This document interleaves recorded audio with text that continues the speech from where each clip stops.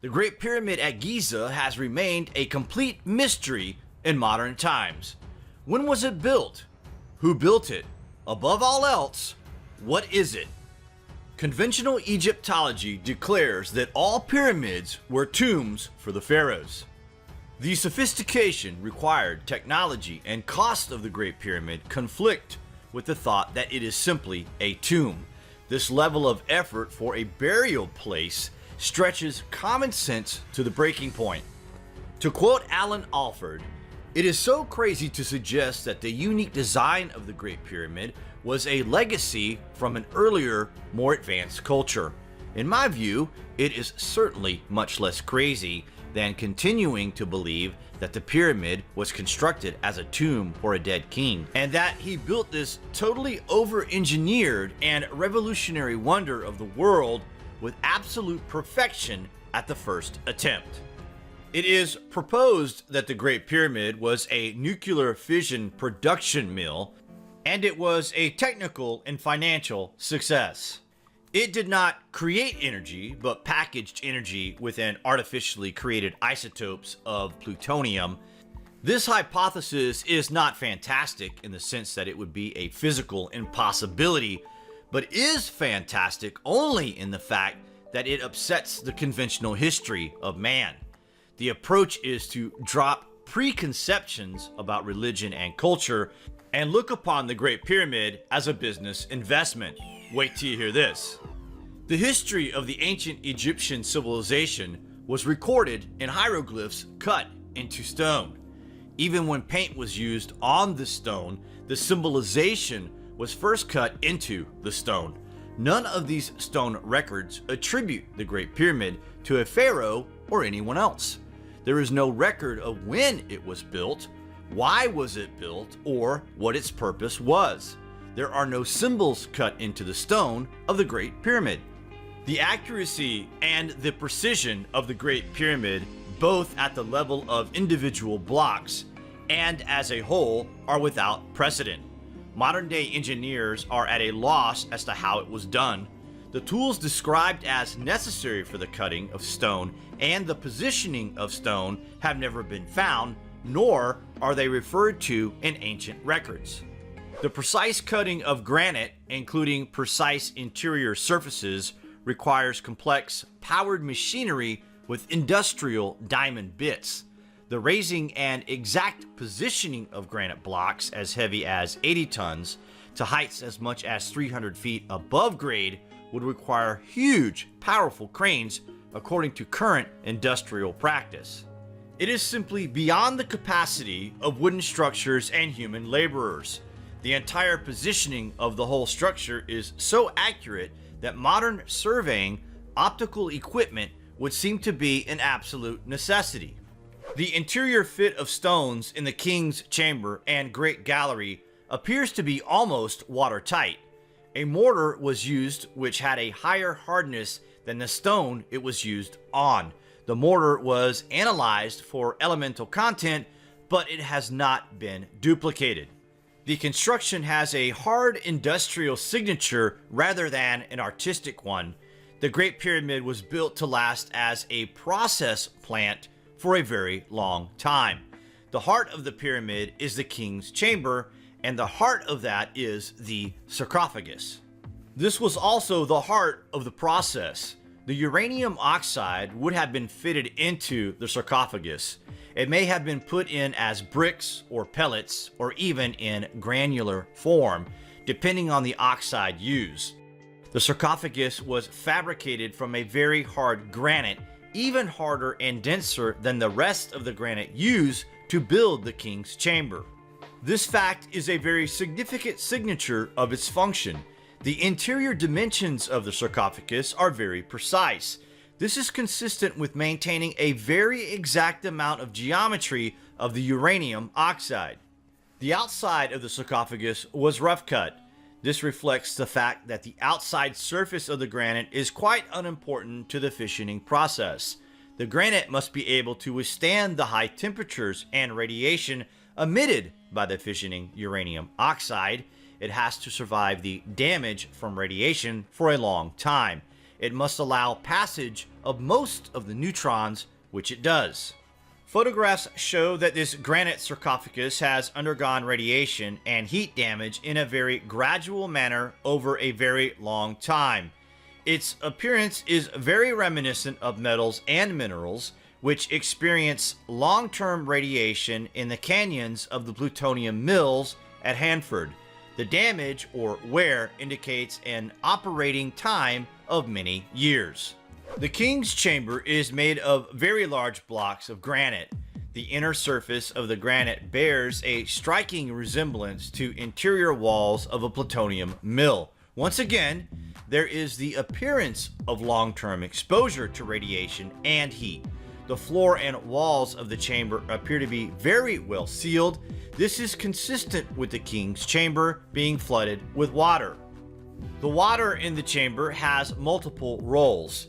It is the medium, which slows down neutrons and reflects them back into the uranium oxide pile. It is also the mechanism for removing heat from the chamber.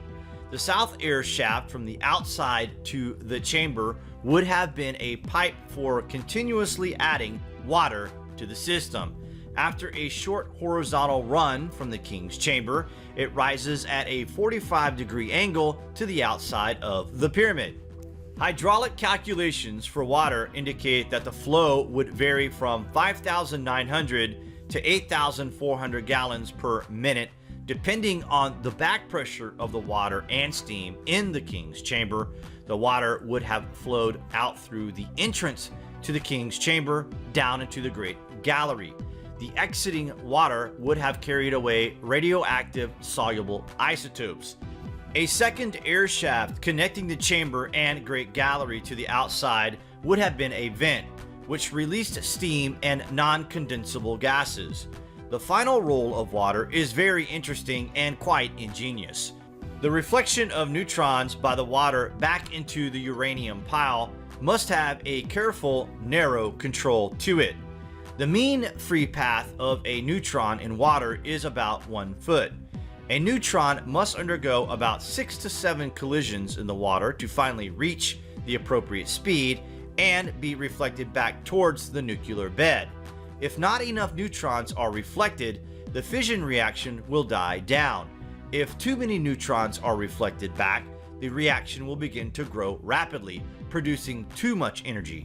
However, when the energy production goes up, the water heats up and begins to form steam, and the steam occupies about 1,000 times as much volume as water, and it would progressively occupy more of the volume of the King's Chamber as more energy was released. The design is a passive and very stable system for controlling the rate of fissioning in the sarcophagus. When operating, the King's Chamber would have always had some volume of steam in the upper portion. This volume would have grown and shrunk in response to the fissioning rate, keeping it in control. The complex structure above the King's Chamber is a sort of shock absorber.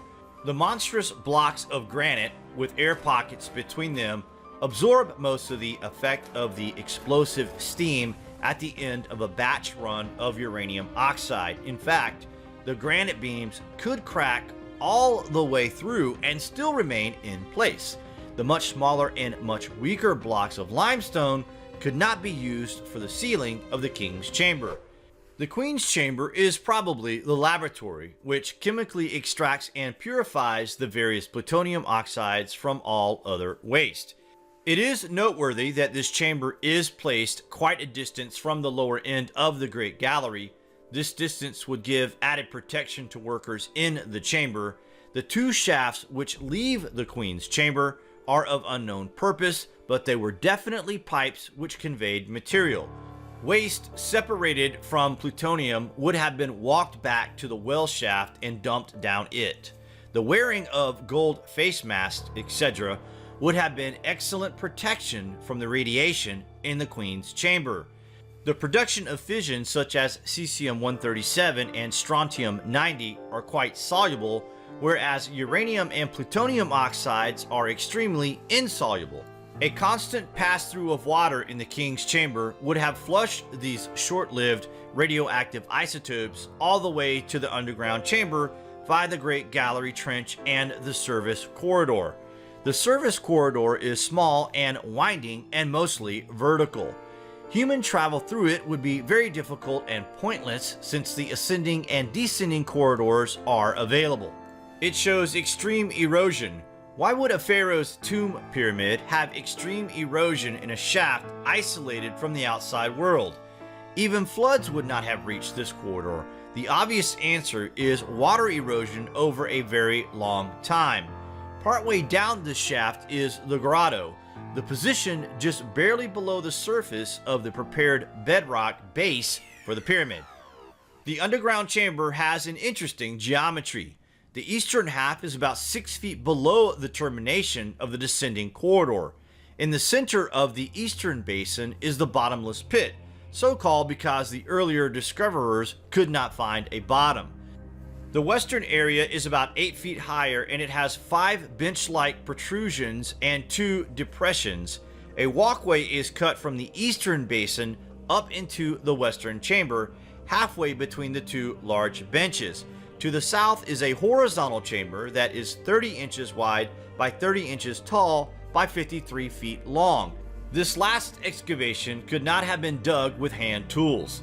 The material is bedrock and there is not enough room to swing a tool such as a pick, especially with the worker lying on his stomach or his back.